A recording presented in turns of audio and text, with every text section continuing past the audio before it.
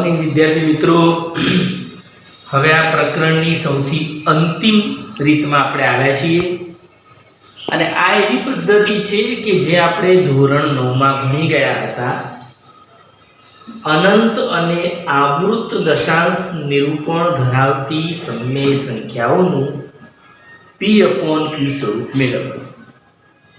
જો આપણે આવા દાખલા ધોરણ 9માં ભણ્યા હતા, ખાલી એનું હવે ફરીથી એકવાર પુનરાવર્તન કરીશું. પ્રથમ રકમ છે અહીંયા 0.2312, મતલબ કે 23 પુનરાવર્તિત કરવાની છે. આપણે એને એક x રકમ તરીકે ધારી લઈએ. ધારો કે x બરાબર, x એ સમય સંખ્યા છે, 0.23, એની ઉપરથી આપણે 12 દૂર કરી દઈએ તો 23 એ અનંત અને આવૃત પદ થયું કહેવાય. આને આપણે નામ આપીશું પરિણામ નંબર 1. હવે આપણે એવું જોવાનું છે કે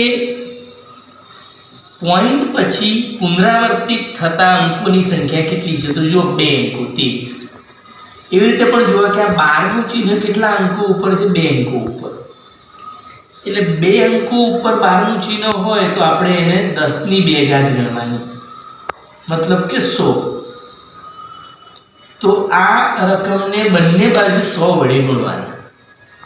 જો ધારો કે પોઈન્ટ પછી 1 અંક હોય તો 10, 2 અંક છે તો 100, 3 અંક હોય તો 1000. 12 નું ચિહ્ન જેટલા અંકો ઉપર હોય એટલા દશક લેવાના અને એના વડે બંને બાજુ ગુણવાના. તો અહીંયા 100 વડે x ને પણ ગુણીશું અને 100 વડે અહીંયા ગુણીએ એટલે અહીંયાથી 100 વડે ગુણીએ તો 2 મીંડા હોવાથી 2 પોઈન્ટ પાછા ખસે. એટલે અહીંના બદલે પોઈન્ટ 2 આંકડા પાછો ખસે એટલે અહીં આવી જાય. એટલે એવું થઈ જાય કે 23.23. આ થઈ ગયું પરિણામ નંબર 2. હવે આ પરિણામ 1 અને 2 એ બંનેની પરસ્પર બાદબાકી કરવાની. મોટામાંથી નાનું બાદ થાય એટલે લખીશું કે પરિણામ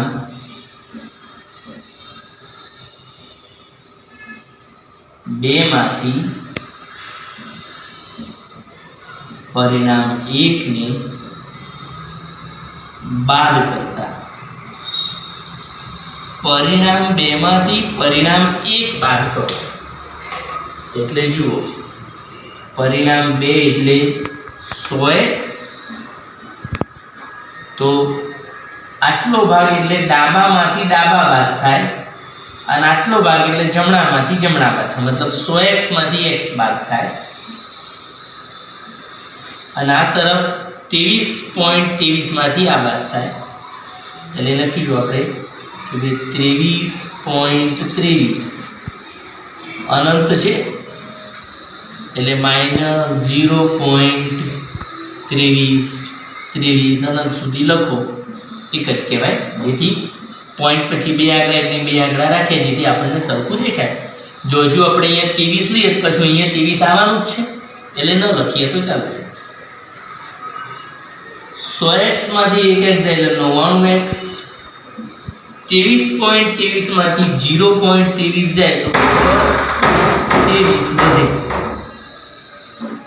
તો અહીંયા આવશે x બરાબર 23/99. ફાઇનલી આપણને મળી છે x ની કિંમત 23/99, જે આપણો સીધો જવાબ છે. હવે જો આમાં કંઈ છેદ ઉડતા હોય, અતિસંક્ષિપ્ત થતું હોય તો કરવાની છૂટી, નહીંતર આટલે આ દાખલો આપણો પૂરો. આને થયું કહેવાય P/Q સ્વરૂપમાં નિરૂપણ. આ દાખલો પૂરો. બીજો એક લઈએ આપણે 1.325 તો જુઓ, સૌથી પહેલાં જ આપણે બતાવીશું કે ભાઈ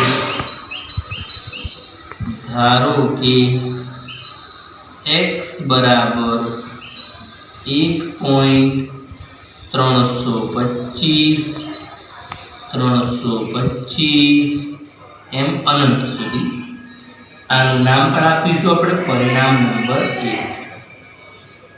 હવે જુઓ, પોઈન્ટ પછી પુનરાવર્તિત દશાંશમાં, આવૃત દશાંશમાં કેટલા આંકડા છે? 3 આંકડા એટલે 10 ની 3 ઘાત એટલે 1000. તો 1000 વડે બંને બાજુ ગુણવાના. તો 1000x અને અહીંયા 1000 વડે ગુણીએ એટલે 1000 માં 3 મીંડા હોય, 3 શૂન્ય હોય એટલે 3 પોઈન્ટ પાછા ખસી જવાય એટલે અહીંયા તો શું આવશે? 1325.325. આ થઈ ગયું પરિણામ નંબર 2. હવે આ 2 ની 1 ની બાદબાકી કરીએ તો અહીં શું લખીશું? 1000x માઈનસ 1x બરાબર 1325.325 માઈનસ 1.325 એવું અનંત વખત બાદબાકી કરીએ. 1000 માંથી 1 જાય એટલે 999x. આ તરફ 325 ગયા, 5 માંથી 1 જાય તો 4. તો ફાઇનલી અહીંયા દેખાશે 1324. તો લખીશું કે ભાઈ x is equal to 1324 upon 999. છેદ વગેરે કે ઉડતા હોય તો ઉડાડવાની છૂટી, ન ઉડાડો તો કોઈ વાંધો નથી. અહીંયા આપણે નથી ઉડતા એટલે ઉડાડ્યા નથી. x બરાબર 1324 અપન 999. એક ત્રીજું ઉદાહરણ જોઈએ આપણે. 3.47 બાર. એટલે જો પોઈન્ટ પછી અંક 2 છે પણ 12 નું ચિહ્ન કોના ઉપર છે? 7 ઉપર. મતલબ કે આવૃત દશાંશમાં કોણ આવે છે? એકલો 7 જ આવે છે. આપણે 7 ને જ પુનરાવર્તિત કરીશું. શરૂઆત કરીએ કે ભાઈ ધારો કે 3.47 પછી 7 7 7 એમ અનંત સુધી 7 લખી જવાના. જો આખા 47 નથી, 7 ઉપર જ 12 છે. આને કહીશું આપણે પરિણામ નંબર 1. હવે ગુણાકારની વારી આવશે. તો જો પોઈન્ટ પછી આંકડા 2 છે બરાબર, પરંતુ 12 નું ચિહ્ન ફક્ત એકલા 7 ઉપર જ છે એટલે આપણે એને જ જોવાનું. એટલે એક જ અંક છે એટલે કેટલા આવશે? 10. એટલે 10 વડે બંને બાજુએ ગુણીશું. અહીંયા આપણે લખવું પડશે કે ધારો કે x ઇઝ ઇક્વલ ટુ, હવે બંને તરફ 10 વડે ગુણીએ તો 10x. અહીંયા 10 વડે ગુણીએ એટલે પોઈન્ટ પાછો ખસી જાય આમ અહીંયા, એટલે શું થશે?